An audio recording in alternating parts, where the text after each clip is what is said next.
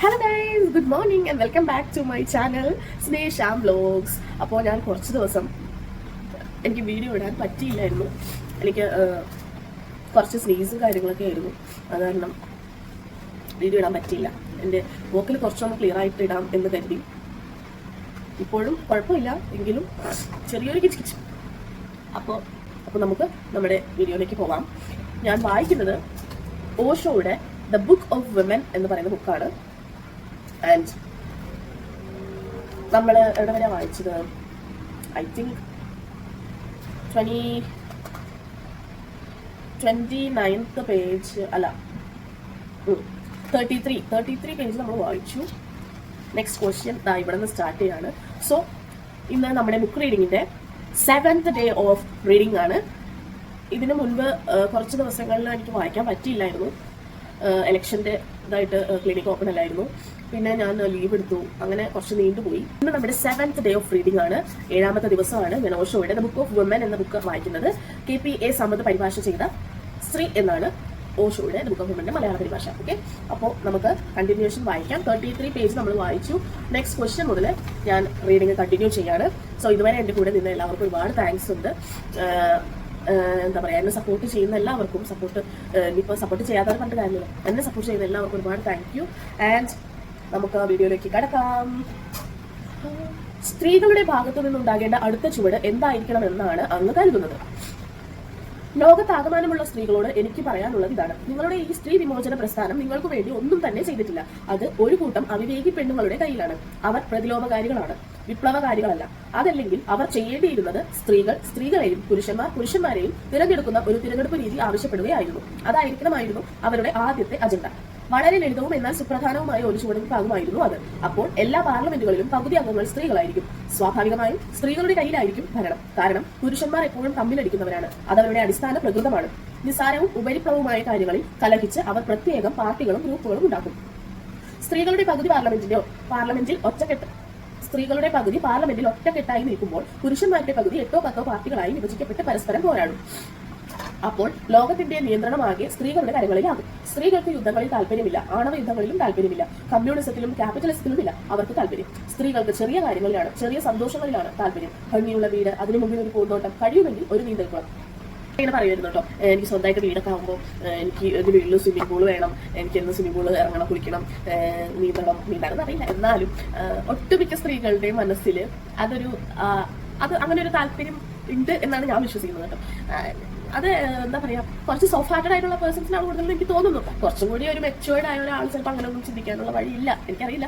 എനിക്ക് അങ്ങനെ ഒരു ആഗ്രഹം ഞാൻ പറഞ്ഞിട്ടുണ്ട് എൻ്റെ ഹസ്ബൻഡിനോട്. നടക്കുമെന്നൊന്നും അറിയത്തില്ല കേട്ടോ. നമ്മൾ പറയുമ്പോൾ നമ്മൾ ആഗ്രഹം പറഞ്ഞുള്ളൂ. അങ്ങനെയായാൽ ജീവിതം സ്വർഗമാകും. എന്നാൽ പുരുഷന്മാരെ അധികാരത്തിൽ നിന്നും പുറംതള്ളാത്തിടത്തോളം കാലം അത് നരകമായി തുടരും. പുരുഷന്മാരെ അധികാരത്തിൽ നിന്നും പുറംതള്ളാൻ എളുപ്പമാണ് താനും. ലൈംഗികത, നമ്മൾ ലൈംഗികതയെ കുറിച്ച് ഒന്നുകൂടി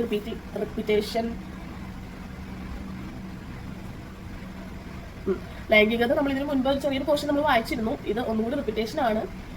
എന്നാലും അതിന്റെ ഒരു റീസൺ പോലെ പറയുന്നുണ്ട്. നമുക്ക് വായിച്ചു നോക്കാം. 10 മിനിറ്റ് മുൻപ് വന്നു. എൻ്റെ ഒരു പ്ലാനിങ് എന്ന് പറഞ്ഞാൽ കുറച്ചധികം വായിക്കാമെന്ന് വിചാരിക്കുന്നു. അടുത്ത ദിവസങ്ങളിൽ ഞാൻ ചെറിയ പോർഷൻസേ വായിക്കുന്നുള്ളൂ. കാരണം ഒരുപാട് നീണ്ടു പോയാൽ അത് വീഡിയോ ലാഗിങ് ആവും. മറ്റുള്ളവർക്ക് അതൊരു പേഷ്യൻസ് ഉണ്ടാവില്ല എന്ന് എനിക്ക് എൻ്റെ ഒരു ഫ്രണ്ട് പറഞ്ഞു. അവളിങ്ങനെ അടിച്ചു കളയുന്നുണ്ട്, ഭയങ്കര എന്താ പറയാ, ഒരുപാട് നീണ്ടു പോകുന്ന പോലെ അവൾക്ക് ഫീൽ ചെയ്തു. അവൾ എന്നോട് തുറന്ന് പറഞ്ഞു. സോ അതൊരു പോയിന്റ് ആണ്. കാരണം നമുക്ക് ഇൻട്രസ്റ്റ് ഇല്ല, അങ്ങനെയല്ല. ഞാനാണെങ്കിലും ഒരു വീഡിയോ കാണുമ്പോൾ ഒരുപാട് ലാഗായി കഴിഞ്ഞാൽ ഞാനത് അടിച്ചു കളയും. ഇങ്ങനെ അടിച്ചടിച്ച് കളയും. എന്നിട്ട് എനിക്ക് ഇഷ്ടപ്പെട്ട പോർഷനൊക്കെ പോസ്റ്റ് ചെയ്ത് നിർത്തി കാണാൻ അങ്ങനെ. അപ്പോൾ അതുപോലെ എൻ്റെ വീഡിയോ ലാഗാകുമ്പോൾ ഓട്ടോമാറ്റിക്കായിട്ട് എല്ലാവരും അടിച്ച് കളയും. പിന്നെ കാണാൻ താല്പര്യം പോലും ചിലപ്പോൾ ഉണ്ടായിരുന്നില്ല. അതുകൊണ്ട് ഞാൻ ഉദ്ദേശിക്കുന്നത് എന്താണെന്ന് വെച്ചാൽ, റീഡിങ് തന്നെ ഇട്ട് കഴിഞ്ഞാൽ ചിലപ്പോൾ എല്ലാവർക്കും അതൊരു ബോറിംഗ് വേസ്റ്റ് ഓഫ് ടൈം ആയിട്ട് തോന്നിയേക്കാം. എനിക്കങ്ങനെയല്ല, ഞാൻ പറയാണ്. സോ നമുക്ക് റീഡിങ് വ്ളോഗിന്റെ ഇടയിൽ നമുക്ക് ഡേ ഇൻ മൈ ലൈഫോ അല്ലെങ്കിൽ വേറെ എന്തെങ്കിലും രീതിയിലുള്ള വ്ളോഗും കാര്യങ്ങളൊക്കെ നമുക്കൊന്ന് ആഡ് ചെയ്യാൻ ഞാൻ നോക്കാം. പിന്നെ കൂടുതലും റീഡിംഗ് ആയിരിക്കുള്ളൂ, കാരണം ചലഞ്ച് അതാണല്ലോ. ഇന്നിപ്പോൾ Day 7 എന്ന് ഞാൻ പറഞ്ഞാലും ഇപ്പോൾ 2 ആഴ്ചയായി ഞാൻ തുടങ്ങിയിട്ട്. പക്ഷെ ഒരാഴ്ചക്കുള്ളതേ വായിച്ചിട്ടുള്ളൂ. സോ എനിക്കും നീണ്ടുപോയി. സോ നമ്മുടെ 100 days ഇത് കംപ്ലീറ്റ് ചെയ്ത് അടുത്ത ബുക്ക് എടുക്കണം എന്നായിരുന്നു എൻ്റെ ആഗ്രഹം. 100 days 14 ദിവസം ഇന്നത്തോടെ പോയിരിക്കുകയാണ്. സോ നമുക്ക് കുറച്ചുകൂടി ഫാസ്റ്റ് ആവേണ്ടതുണ്ട്. ലൈംഗികത, പുരുഷനോട് ഇടപഴകുമ്പോൾ അത് ഗൗഡമായ മൈത്രയാകുമെന്നും അതോടെ ആത്മസംയമനം പൂർണ്ണമായും നഷ്ടമാകുമെന്നുള്ള രീതിയിലാണ് ഞാനല്ല പ്രകോപനകാരിയായ പെണ്ണ് ഉള്ളിൽ തടവിലാണ്. ഇടയ്ക്ക് എപ്പോഴെങ്കിലും പുറത്തു വരുമ്പോൾ പുരുഷന്റെ ചപലതയാണ് അവൾക്ക് അനുഭവപ്പെടുന്നത്. അതോടെ അവൾ വീണ്ടും തന്റെ ശൈത്യത്തിലേക്ക് ഉൾവലിയുന്നു. പിന്നീട് അവളുടെ പെരുമാറ്റം കരുതലോടെയാണ്. തീർത്തും അസംതൃപ്തയാണവൾ, ഹതാശയാണവൾ. ഈ ഗാഠമായ മൈത്രിയെ കുറിച്ചുള്ള ഭീതി, അതിനെക്കുറിച്ച് പറയാമോ? മനുഷ്യവർഗം, വിശേഷിച്ചും സ്ത്രീവർഗം ഒട്ടേറെ രോഗങ്ങൾ കൊണ്ട് നടക്കുന്നവരാണ്. നാളിതുവരെയുള്ള എല്ലാ നാഗരികതകളും സംസ്കൃതികളും മനഃശാസ്ത്രപരമായി രോഗാതുരമാണ്. അവർ പക്ഷേ ആ ആതുരതയെ അംഗീകരിച്ചിട്ടില്ല. ചികിത്സയ്ക്ക് ആദ്യം വേണ്ടത് രോഗമുണ്ടെന്ന് അംഗീകരിക്കുകയാണ്. പുരുഷനും സ്ത്രീയും തമ്മിലുള്ള ബന്ധം എന്നും അസ്വാഭാവികമായിരുന്നു എന്ന് പറയുമ്പോൾ ചില വസ്തുതകൾ നാം ഓർക്കേണ്ടതുണ്ട്. ഒന്നാമതായി, പുരുഷന് ഒരു വേഴ്ചയിൽ ഒരു തവണ മാത്രമേ രതിമൂർച്ച അനുഭവപ്പെടുമ്പോൾ പെണ്ണിന് നിരവധി തവണ അത് അനുഭവിക്കാനുള്ള കഴിവുണ്ട്. ഈ വ്യത്യാസം നിശിതമായ ഒരു പ്രതിസന്ധിക്ക് വഴിവെച്ചു. സ്ത്രീയെ തൃപ്തിപ്പെടുത്താൻ താൻ അശക്തനാണെന്ന് പുരുഷൻ ഭയപ്പെട്ടു. അതിനുള്ള പ്രതിവിധിയായി അവൻ ചെയ്തത് സ്ത്രീക്ക് രതിമൂർച്ച തന്നെ നിഷേധിക്കുകയാണ്. സ്ത്രീയുടെ രതിമൂർച്ച എന്ന ആശയം തന്നെ നിരാകരിക്കുകയാണ്. രണ്ടാമതായി, പുരുഷന്റെ ലൈംഗികത അവന്റെ ലൈംഗിക അവയവങ്ങളിൽ കേന്ദ്രീകൃതമാണ്. സ്ത്രീയുടെ ലൈംഗികതയാവട്ടെ അവളുടെ ഉടലാകെ വ്യാപിച്ചു കിടക്കുന്നു. അവൾ ഉണരാൻ കൂടുതൽ സമയമെടുക്കുന്നു. അപ്പോഴേക്കും പുരുഷന് പൂർത്തിയായി. അവൻ തിരിഞ്ഞു കിടന്ന് കൂർക്കം വരിക്കുന്നു. ആയിരക്കണക്കിന് വർഷങ്ങളായി ലോകത്തെങ്ങുമുള്ള കോടിക്കണക്കിന് സ്ത്രീകൾ പ്രകൃതിയുടെ ഏറ്റവും വലിയ വരദാനമായ രതിമൂർച്ച എന്തെന്നറിയാതെ ജീവിച്ചു മരിച്ചു. അത് പുരുഷന്റെ അഹംബോധത്തിന് പരിരക്ഷയായി. ശാസ്ത്രീയമായി സമീപിക്കുമ്പോൾ ഇതിൽ രണ്ടു കാര്യങ്ങൾ അനുവർത്തിക്കാവുന്നതാണ്. ഒന്നുകിൽ രതിയെ അത്ര ഗൗരവമായി കാണാതെ സുഹൃത്തുക്കളെ കൂടി പങ്കെടുപ്പിച്ചുകൊണ്ട് സ്ത്രീയെ അവരുടെ ലൈംഗികതയുടെ വ്യാപ്തി അത്രയും അനുഭവിക്കാൻ സഹായിക്കുക. അല്ലെങ്കിൽ പങ്കാളികൾക്ക് പകരം വൈബ്രേറ്റർ പോലുള്ള ശാസ്ത്രീയ ഉപകരണങ്ങൾ ഉപയോഗിക്കാൻ അനുവദിക്കുക. രണ്ടായാലും പക്ഷേ പ്രശ്നമാണ്. ശാസ്ത്രീയ ഉപകരണങ്ങൾ സ്ത്രീക്ക് മതിയാകും വരെ രതിമൂർച്ച ചെയ്യുന്നു. അത് അനുഭവിച്ച പെണ്ണിന് പുരുഷ അവയവം ഒന്നുമല്ലെന്ന് മനസ്സിലാകും. അവൻ കാമുകന് പകരം വൈബ്രേറ്റർ മതിയെന്ന് വെക്കും. കൂട്ടുകാരെ കൂടി പങ്കെടുപ്പിച്ചുകൊണ്ടുള്ള രതിയാകുമ്പോൾ അത് സദാചാര വിരുദ്ധമായ ലൈംഗിക കൂത്തായി മാറും. ഇനി ഇതിനെ മറികടക്കാൻ പുരുഷൻ വളരെ ലളിതമായ മാർഗമാണ് അവലംബിച്ചത്. വേഴ്ചയിൽ അവൻ അവളെ അനങ്ങാൻ അനുവദിച്ചില്ല. അവൾ ഏതാണ്ട് ഒരു ശവം പോലെ ആവണം എന്ന് വരുത്തി. ഓക്കെ, പുരുഷന്റെ സ്ഖലനമാണെങ്കിൽ വളരെയായിരിക്കും. ഇവിടെ പേജിന് ചെറുതായിട്ടുണ്ട്, ഒന്ന് കീറിപ്പോയി. ഇങ്ങനെ കീറി എന്ന് എനിക്കറിയത്തില്ല. കണ്ടോ, ഇതൊരു ഓട്ടം കണ്ടോ? ചെറുതായിട്ട് കീറിപ്പോയി, അവിടുത്തെ അക്ഷരം പോയി. സ്ഖലനമാണെങ്കിൽ വളരെ വേഗത്തിലാണ്. 2 മിനിറ്റ്, പരമാവധി 3 മിനിറ്റ്. അപ്പോഴേക്കും തീരും. അവൾക്ക് നഷ്ടമാകുന്നത് എന്തെന്ന് അവൾ അറിയുകയുമില്ല. രതിമൂർച്ച എന്ന പരമമായ നിർവൃതിയാവണം ആദ്യകാലത്ത് മനുഷ്യന് ധ്യാനം എന്ന ആശയം നൽകിയത്. കൂടുതൽ ഗാഠവും സചേതനവുമായതിനെ തേടാനുള്ള ത്വര നൽകിയത്. അപാരമായ ആനന്ദം നിങ്ങളിൽ കുടികൊള്ളുന്നു എന്നതിന്റെ പ്രകൃതിയുടെ സൂചനയാണ്. അതൊന്ന് രുചിച്ചു നോക്കലാണ് രതിമൂർച്ച. പ്രത്യുൽപാദനം നടക്കാൻ പുരുഷന്റെ സ്ഖലനം മതി.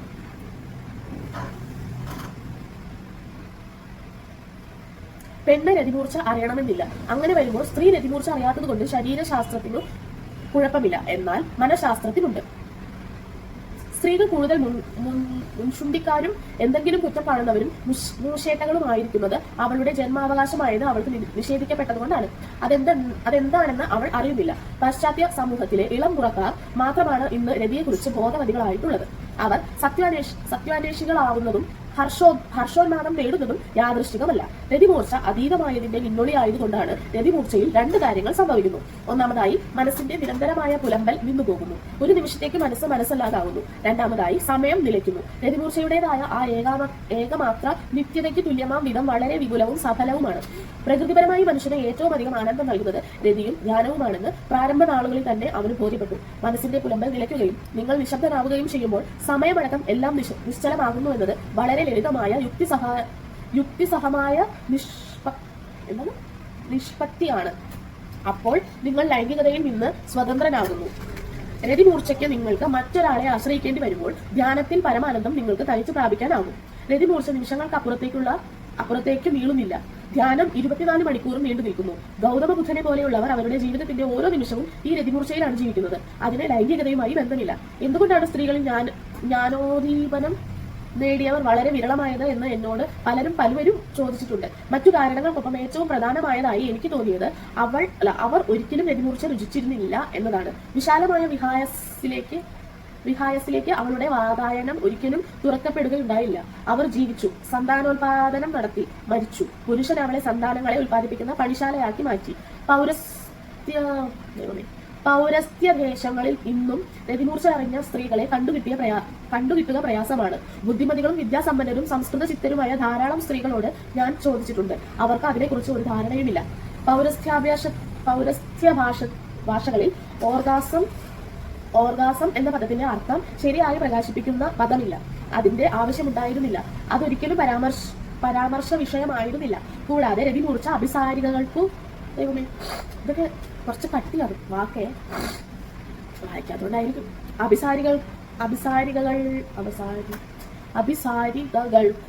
അഭിസാരികകൾക്കു മാത്രമാണ് ഉണ്ടാവുകയെന്നും കൂടാതെ രതിമൂർച്ച അഭിസാരികകൾക്കു മാത്രമാണ് ഉണ്ടാവുകയെന്നും ഞരങ്ങുകയും കരയുകയും ഉന്മാദാവസ്ഥയിൽ എന്ന പോലെ പെരുമാറുകയും ചെയ്യുന്നത് കുലസ്ത്രീക്ക് ഭൂഷണമല്ലെന്നും പുരുഷൻ അവളെ പഠിപ്പിച്ചു.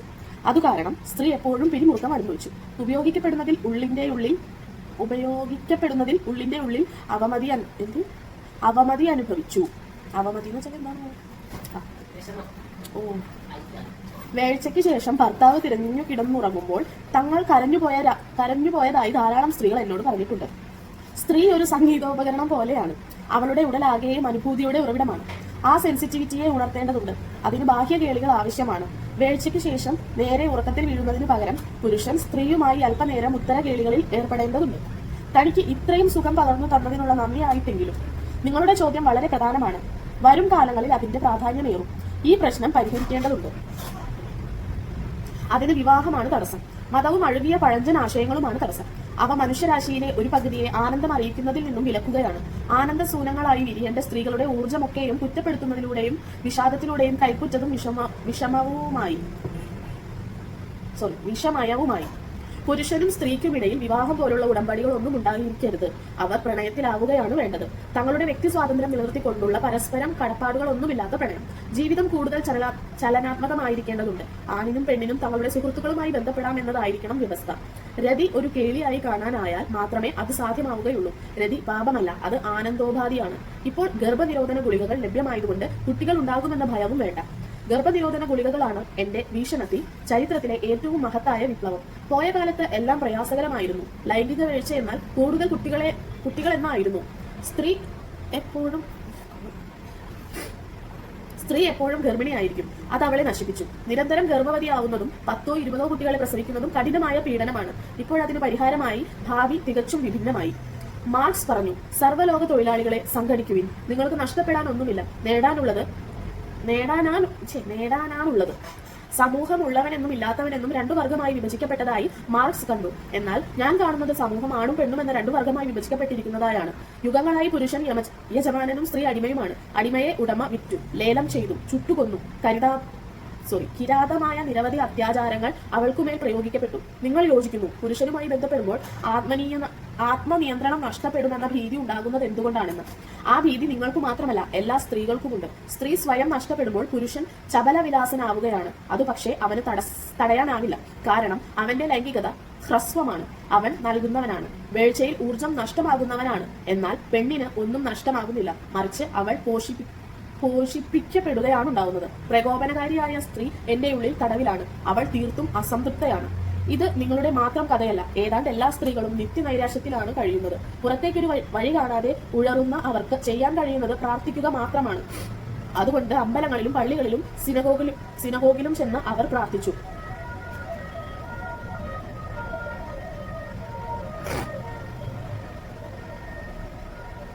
പക്ഷെ അവിടത്തെ ദൈവങ്ങളും പുരുഷ മേധാവിത്വവാദികളായിരുന്നു.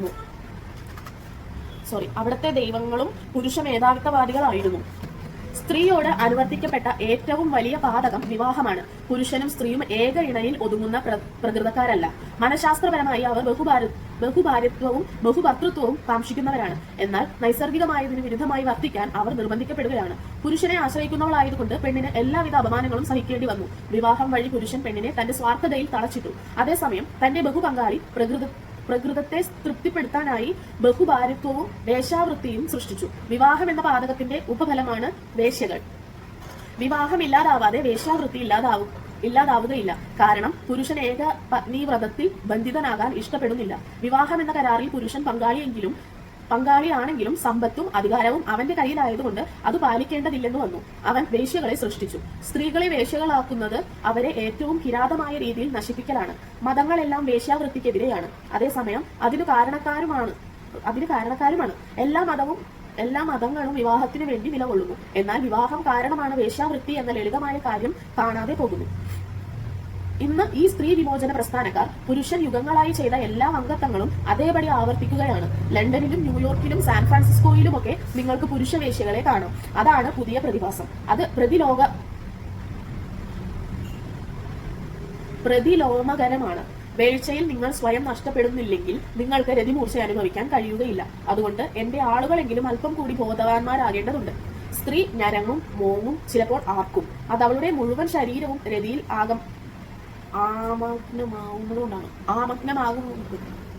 ആമഗ്നമാവുന്നത് കൊണ്ടാണ്. അതിനെക്കുറിച്ച് നിങ്ങൾ വേവലാതിപ്പെടേണ്ട. അത് വളരെയേറെ സുഖപ്പെടുത്തുന്നതാണ്. അതിനനുവദിച്ചാൽ അവൾ മൂശേട്ടയെ പോലെ പെരുമാറില്ല, നിങ്ങളെ സ്വൈര്യം കെടുത്തില്ല. കാരണം അതിനാവശ്യമായ ഊർജം അവളിൽ ആനന്ദമായി പരിണമിച്ചു കഴിഞ്ഞു. അയൽക്കാരെയും ഭയക്കേണ്ടതില്ല. നിങ്ങളുടെ മോങ്ങലും ആർക്കലും അവരിൽ അസ്വസ്ഥയുളവാക്കുന്നുവെങ്കിൽ അത് അവരുടെ കുഴപ്പം. അത് തടയുക നിങ്ങളുടെ പണിയല്ല. വേഴ്ച നിങ്ങൾ ആഘോഷമാക്കുക. അത് ഇടിച്ചു വീഴ്ത്തി ഓടിക്കളയുന്ന ഏർപ്പാടാകരുത്. പെണ്ണ് ഉന്മാദാവസ്ഥയിൽ എന്ന പോലെ പെരുമാറുന്നത് കണ്ട് നിങ്ങൾ അസ്വസ്ഥരാകേണ്ടതില്ല. അവൾ അങ്ങനെ പെരുമാറും. അവളുടെ ശരീരം തീർത്തും ഭിന്നമായ മറ്റൊരിടമാണ്. അത് അവൾക്ക് നിയന്ത്രിക്കാനാവില്ല. നിങ്ങൾ അതിന് ശ്രമിച്ചാൽ അവൾ ജഡം പോലെയാകും. കോടിക്കണക്കിന് ആളുകൾ സത്യത്തിൽ ശവഭോഗമാണ് നടത്തുന്നത്. ക്ലിയോപാട്രയെ കുറിച്ച് ഒരു കഥ കേട്ടിട്ടുണ്ട്. അവൾ മരിച്ച ശേഷം പ്രാചീന ഈജിപ്ഷ്യൻ ആചാരപ്രകാരം അവളുടെ ശരീരം 3 ദിവസത്തേക്ക് മറവു ചെയ്യുകയുണ്ടായില്ല. ആ നാളുകളിൽ മുഴുവൻ അത് നിരന്തരം ഭോഗിക്കപ്പെട്ടു. അതിനെക്കുറിച്ച് ആദ്യം അറിഞ്ഞപ്പോൾ ഞാൻ അത്ഭുതപ്പെട്ടുപോയി. എന്തുതരം മനുഷ്യരായിരിക്കും ശവത്തെ ഭോഗിച്ചിരിക്കുക. പിന്നീട് എനിക്ക് തോന്നി അതത്ര വിചിത്രമായ കാര്യമൊന്നുമല്ല. എല്ലാ പുരുഷന്മാരും അതുതന്നെയാണ് ചെയ്യുന്നത്. കാമകലയെക്കുറിച്ചുള്ള ഏറ്റവും പുരാതനമായ കൃതി വാത്സ്യായനന്റെ കാമശാസ്ത്രമാണ്. 84 കേളി രീതികൾ അതിൽ പ്രതിപാദിക്കുന്നുണ്ട്. ക്രിസ്ത്യൻ പാതിരിമാർ പൗരസ്ത്യ ദേശത്തെത്തിയപ്പോൾ അത്ഭുതപ്പെട്ടുപോയി. അവർക്ക് ഒരു രീതി മാത്രമേ അറിയുമായിരുന്നുള്ളൂ, പുരുഷൻ മുകളിൽ. അപ്പോൾ പുരുഷന് കൂടുതൽ ചലന സ്വാതന്ത്ര്യമുണ്ട്, സ്ത്രീ അടിയിൽ, ഒരു ശവം പോലെ. സ്ത്രീ മുകളിലായിരിക്കണം എന്ന വാത്സ്യായനന്റെ നിർദ്ദേശം വളരെ കൃത്യമായിരുന്നു. സ്ത്രീ വളരെ ലോലയായിരുന്നിട്ടും പുരുഷൻ അവൾക്ക് മുകളിലാവുന്നത് അവളെ നിയന്ത്രണത്തിൽ നിർത്താനാണ്. പെണ്ണിന് കണ്ണു തുറക്കാൻ പോലും പാടില്ല. അത് വേശ്യകളുടെ രീതിയാണ്. അവൾ ഒരു കുലസ്ത്രീക്ക് യോജിച്ച മട്ടിൽ പെരുമാറേണ്ടതുണ്ട്. പുരുഷൻ മേലെയായുള്ള രീതി കിഴക്കൻ നാടുകളിൽ മിഷണറി പണി എന്ന പേരിലാണ് അറിയപ്പെടുന്നത്. സ്ത്രീ പുരുഷ ബന്ധത്തിൽ ഒരു പുതിയ വിപ്ലവം ആസന്നമാണ്. മുന്നാക്ക രാജ്യങ്ങളിൽ ആളുകളെ രതിരീതികൾ പഠിപ്പിക്കുന്ന പഠന കേന്ദ്രങ്ങൾ നിലവിൽ വന്നുകൊണ്ടിരിക്കുകയാണ്. രതിയിൽ ഏർപ്പെടേണ്ടത് എങ്ങനെയെന്ന് മൃഗങ്ങൾക്ക് പോലും അറിയാമെന്നിരിക്കെ മനുഷ്യൻ അത് പഠിക്കേണ്ടിയിരിക്കുന്നുവെന്ന് വരുന്നത് വളരെ ദൗർഭാഗ്യകരമാണ്. അവരുടെ അധ്യയനങ്ങളിൽ അടിസ്ഥാന കാര്യം പൂർവ്വകേളികളും ഉത്തരകേളികളുമാണ്. രതി അവിടെ ഒരു വിരുദ്ധാനുഭവമാകുന്നു. പുരുഷനോടൊത്താകുമ്പോൾ നിയന്ത്രണം നഷ്ടമാകുമെന്നുള്ള ഭയം നിങ്ങൾ കളയണം. പുരുഷൻ ഭയക്കുന്നെങ്കിൽ ഭയക്കട്ടെ, അത് അവന്റെ വിവരക്കേട്. നിങ്ങൾ പക്ഷേ നിങ്ങളോട് നീതി പുലർത്തുക, സത്യസന്ധത പുലർത്തുക. അതല്ലെങ്കിൽ നിങ്ങൾ സ്വയം വഞ്ചിക്കുകയാണ്. രതിമൂർച്ച എന്ന അനുഭവത്തിൽ ഒരു നിയന്ത്രണവും നിങ്ങളുടെ ഭാഗത്തു നിന്നുണ്ടാവരുത്. രതിമൂർച്ച എന്നാൽ പരസ്പരം ലയിക്കലാണ്, ഉരുകിച്ചേരലാണ്, അഹങ്കാരം വെടിയലാണ്, മനസ്സ് ഇല്ലാതാവലാണ്, സമയം സ്തംഭിക്കലാണ്. അത് പങ്കാളിയില്ലാതെ തന്നെ പരമമായ ആനന്ദത്തിൽ എത്തിപ്പെടാനും സമയം വെടിയാനുമുള്ള നിങ്ങളുടെ അന്വേഷണങ്ങൾക്ക് തിരികൊളുത്തും. ഞാൻ അതിനെ ആധികാരിക ധ്യാനം എന്ന് വിളിക്കുന്നു. ഇനി നമുക്ക് അടുത്ത ക്വസ്റ്റ്യൻ വായിക്കാം. ഇനി എനിക്കൊരു 3/4 മണിക്കൂർ കൂടി ഉണ്ട്. 3/4 മണിക്കൂറില്ല, 40 മിനിറ്റ് ഉണ്ട്. അല്ല, 35 മിനിറ്റ് ഉള്ളൂ. 35 മിനിറ്റ് ഉണ്ട്. അതിന് മുമ്പ് നമുക്കിത് വായിക്കാം. പൗരസ്ത്യ ദേശങ്ങളിലെ 98% സ്ത്രീകളും രതിമൂർച്ച അറിഞ്ഞിട്ടില്ല എന്ന് അങ്ങ് പറയുന്നത് കേൾക്കുകയുണ്ടായി. എന്നിട്ടും അവരെന്തുകൊണ്ടാണ് വളരെ സുഖകരും പാശ്ചാത്യ വനിതകളിൽ നിന്ന് ഭിന്നമായ അസംതൃപ്തരല്ലാതെയും ഇരിക്കുന്നത്?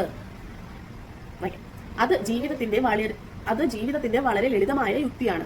എന്തെങ്കിലും ഒന്ന് ആദ്യം അനുഭവിക്കുകയും പിന്നീട് അത് നിഷേധിക്കപ്പെടുകയും ചെയ്യുമ്പോഴാണ് അസംതൃപ്തി ഉണ്ടാകുന്നത്. രതിമൂർച്ച എന്ന ഒന്ന് ഉണ്ടെന്ന് തന്നെ അറിയാത്തവർക്ക് ലൈംഗികമായ അസംതൃപ്തിയുടെ പ്രശ്നം ഉദിക്കുന്നില്ല. പാശ്ചാത്യ ലോകത്ത് കഴിഞ്ഞ നൂറ്റാണ്ട് ഇതുവരെ ഇതായിരുന്നു സ്ഥിതി. അതിനു മാറ്റം വന്നത്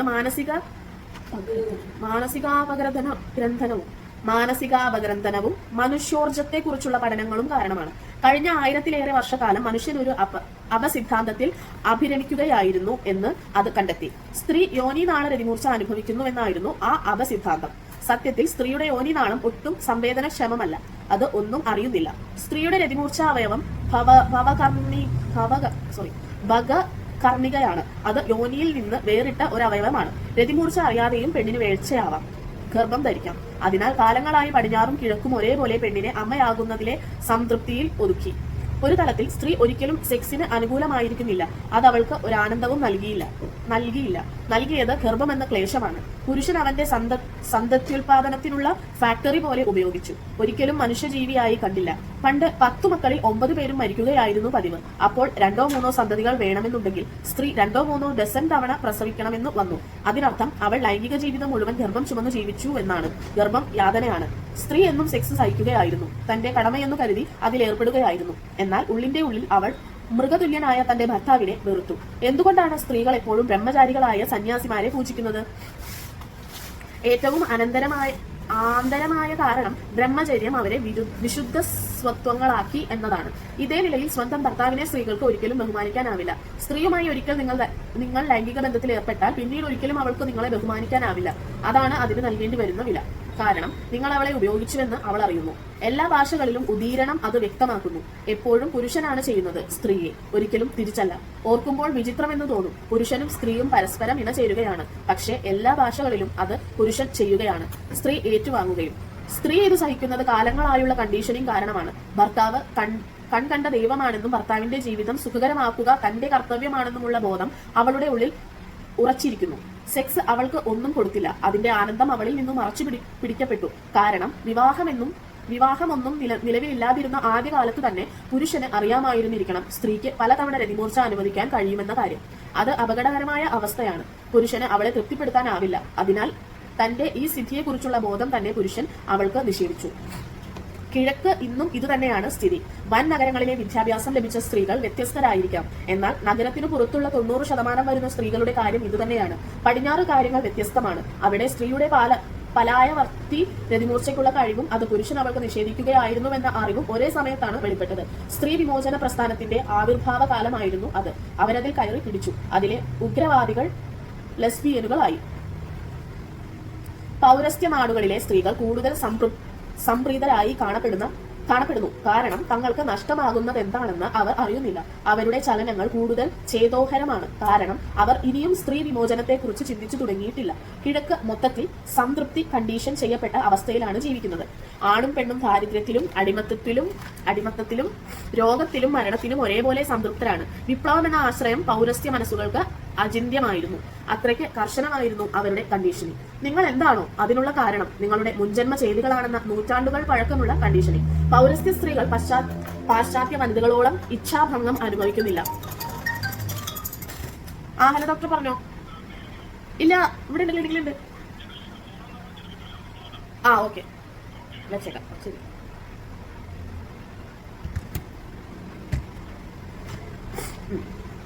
നമ്മളവിടെ വായിച്ചേ.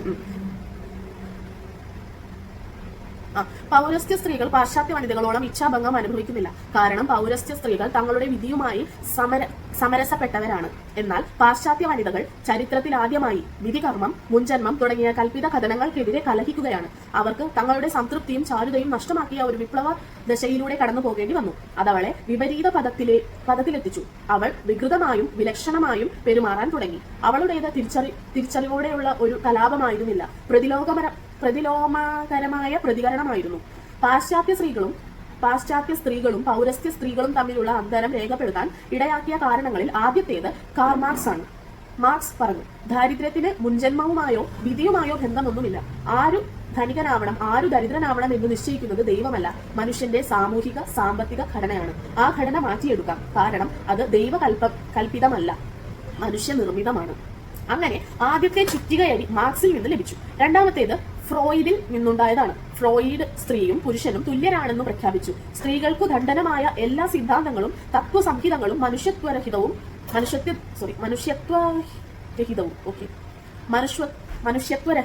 പുരുഷ മേധാവിത്വപരവുമാണെന്ന് പറഞ്ഞു. മൂന്നാമത്തേതും അവസാനത്തേതുമായ അടി നൽകിയത് മാസ്റ്റേഴ്സ് ആൻഡ് ജോൺസൺസിലെ ഗവേഷണങ്ങളാണ്. ആ ഗവേഷണങ്ങളാണ് സ്ത്രീകൾക്ക് നൂറ്റാണ്ടുകളായി രതിമൂർച്ച നിഷേധിക്കപ്പെട്ട കാര്യം പുറത്തു കൊണ്ടുവന്നത്. പുരുഷൻ തന്റെ പെരുമാറ്റത്തിൽ തീർത്തും മനുഷ്യത്വരഹിതനാണെന്ന് അത് തെളിയിച്ചു.